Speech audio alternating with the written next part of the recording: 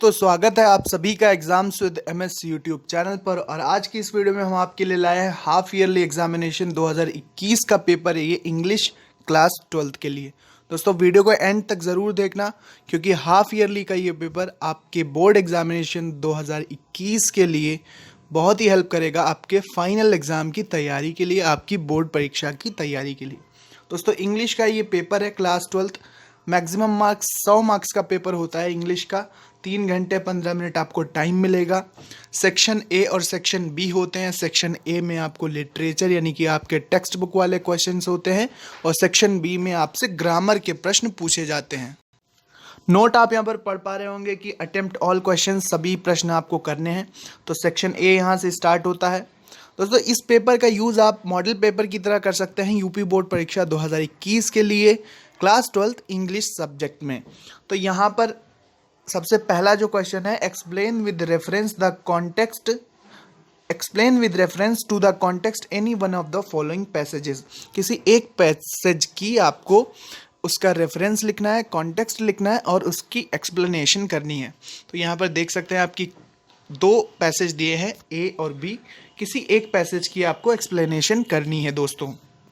तो आप इसको ध्यान से पढ़िए और आपकी बुक में, आपके क्वेश्चन बैंक में जो भी पैसेज हैं उनकी आप प्रैक्टिस ज़रूर करना क्योंकि ये क्वेश्चन 10 मार्क्स का होता है जो कि काफ़ी इम्पॉर्टेंट है आपके लिए।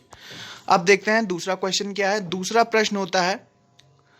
प्रश्न है answer the following question in not more than 30 words और 5 मार्क्स का है।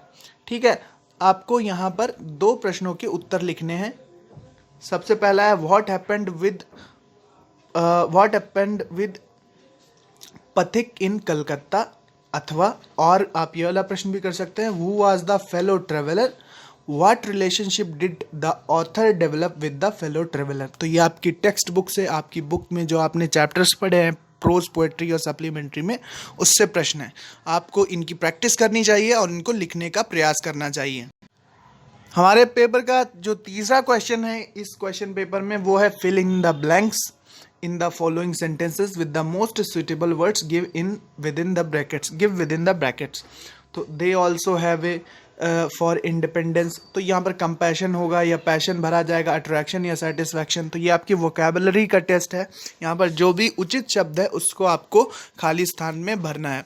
तो 4 इस प्रकार के यहाँ पर दिए गए हैं ए, बी, सी और डी, जिसके लिए आपको 4 मार्क्स दिए जाएंगे। दोस्तों हम जानते हैं कि 30% सिलेबस घटा दिया गया है हमारे हर एक सब्जेक्ट में और उसी हिसाब से हमें अपनी प्रिपरेशन करनी चाहिए। अब जो 4 नंबर का प्रश्न है वो क्या है, answer the following question in about 30 word. 30 शब्दों में आपको 2 प्रश्न जो दिए गए हैं नीचे, इनके उत्तर लिखने हैं। पहला प्रश्न है why did Sanku curse himself, Sanku ने अपने आप को, स्वयं को क्यों कोसा। और दूसरा है what was the plight of the child after he had lost his parents at the fair. अथवा में भी एक विकल्प है कि who was the astrologer, why had he left his house. तो 3 प्रश्न हैं, 2 आप कर सकते हैं। 10 नंबर की 2 प्रश्न हमारे हो जाएंगे। 30 शब्दों में आपको इनका उत्तर लिखना है। अब देखते हैं नेक्स्ट प्रश्न जो हमारा 5 नंबर का प्रश्न है वो क्या है कि explain with reference to the context any one of the following stanzas. 2 stanza दिए हैं ए और बी, एक का रेफरेंस और एक्सप्लेनेशन आपको करनी है।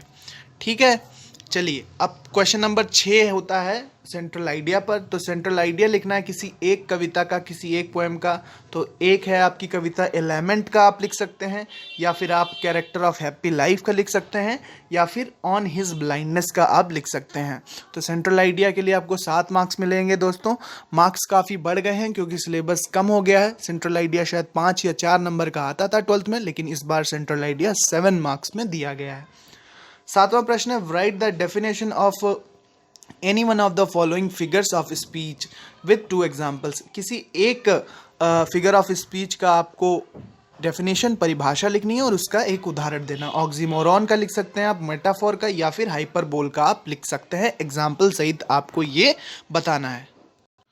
दोस्तों अब हमारा सेक्शन बी ग्रामर का स्टार्ट होता है यहाँ से। तो सबसे पहले है change any one of the following sentences into indirect speech. किसी एक को आपको इनडायरेक्ट में बदलना है, डायरेक्ट टू इनडायरेक्ट आपको कन्वर्ट करना है। 2 मार्क्स इसके लिए दिए जाएंगे, केवल एक को आपको करना है। बी है combine any one of the following sentences as directed with in the brackets. तो क्या कर सकते हैं आप कि Sadhana is very weak, she can not walk properly, इसको आप सिंपल सेंटेंस में कन्वर्ट कर सकते हैं। या आप क्या कर सकते हैं, Shubham did not go to Nainital, his father did not go to Nainital.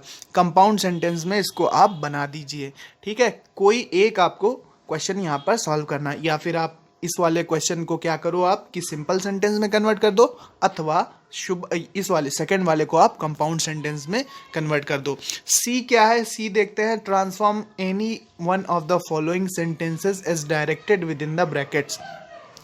किसी एक को आपको कन्वर्ट करना है। इस the children sang the national anthem very cheerfully, इसको आप पैसिव वॉइस में कन्वर्ट कर सकते हैं। या फिर her younger brother is not so intelligent as she is, इसको आप कंपैरेटिव डिग्री में कन्वर्ट कर सकते हैं। ठीक है, कोई एक ही करना है।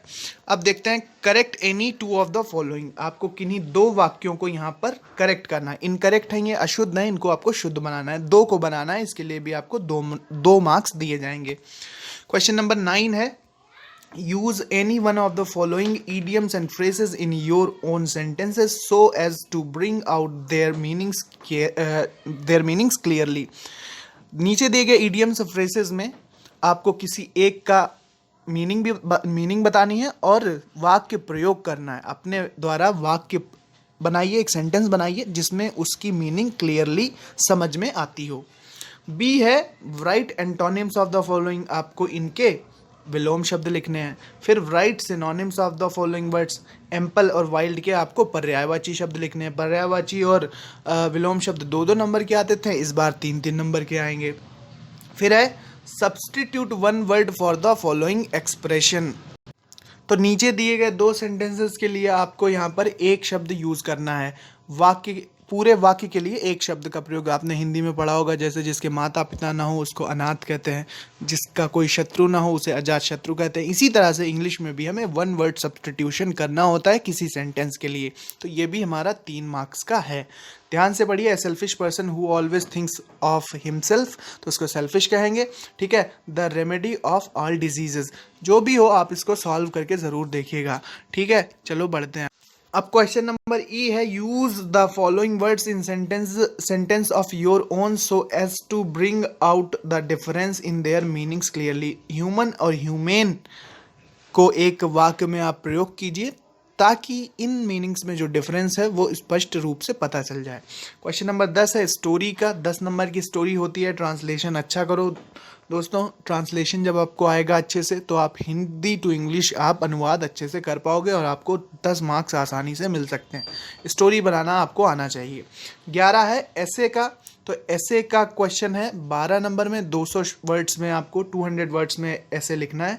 आप अपने प्राइम मिनिस्टर पर ऐसे लिख सकते हैं, या the problem of the population in India, Bharat में जनसंख्या की जो समस्या है उस पर लिख सकते हैं आप निबंध। या फिर place of mother in society, माता का या माँ का समाज में क्या महत्व है या क्या स्थान है, इस टॉपिक पर भी आप ऐसे लिख सकते हैं।